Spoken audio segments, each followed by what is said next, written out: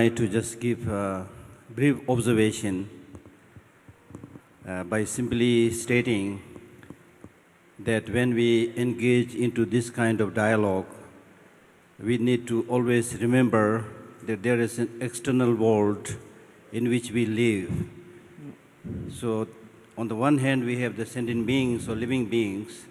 On the other hand, we have the external world in which we live. And the point of this discussion is to find out how we live harmoniously between the external world and the internal sentient beings, because the external world is like your house. So it's very important to repaint it, repair it, and take care of it. But if you simply keep on repairing the house, whitewashing the house, but forget about the person living in the house, then it's a great disaster. So it's even more important to take care of the health and the perspective of the person who lives in that house. Now, when we talk about getting the long-lasting peace and happiness of that person living in the house, we need to realize that the person cannot get long-lasting happiness and peace in isolation. He has to again have that harmony with his neighbors, with his fellow human beings.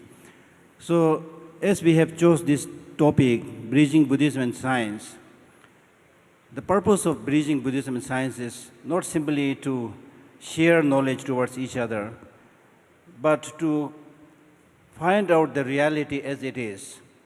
Sometimes we use the word law of nature. Through this dialogue, we should be able to present the law of nature in such a way that if we don't learn to live harmoniously with each other, we are going not only to commit individual suicide, but it's very likely we are going to commit a global suicide. So therefore, I personally feel that this kind of dialogue is not only important, but it's quite urgent. And that is why these initiatives like the monastic studying science or having exchanges with the science scholars, and similarly talking about secular ethics and so forth, is aimed towards how to reach towards the whole humanity so that we are able to stop this insanity among human beings based on, as you said, existential ignorance. In Buddhism, we call it fundamental ignorance.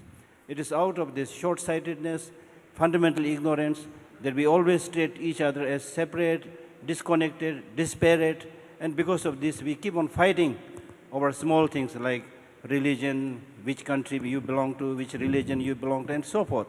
So therefore, the great purpose of this kind of dialogue is to really find out objectively, scientifically, through common sense, common experience, and evidence-based, to present before the people that, look, if you don't live in this way, it's going to harm your health, it's going to destroy your country, it's going to destroy your family. So I think the purpose is not only simply to engage in dialogue, because this kind of dialogue in one way or the other has been taking place for so many centuries. But the purpose is to really now make it vivid, that if you don't learn to live together, you are going to destroy yourself, whether it's your country, your individual, and so forth. So therefore, my only observation is to really to say that we not only should engage in dialogue, but we should present the findings of this dialogue, the object truth, in such a way so that people are really able to change their perspective, change their thinking.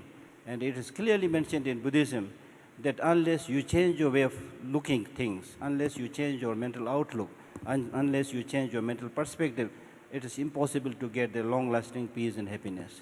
So much of what we are trying to achieve is dependent upon our human mental outlook, mental perspective, and that perspective must be based on objective truth, objective reality, so that we should try to, as you use the word interplay, by talking about this interconnectedness, interplay, we should present our findings in such a way so that people are able to awake. In Buddhism, we use the word mindfulness or, being alert or being awake.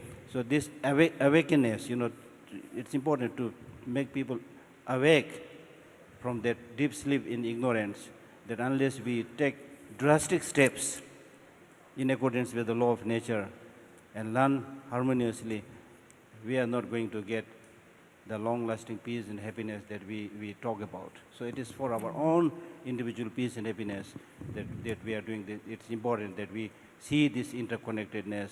It is important that we continue this, friendship or sharing of compassion, love, and so forth. So therefore, that kind of highlighting the point that we achieve, I think is very, very important. Thank you. Thank you, Geshe-la. And now, Sunday Santala.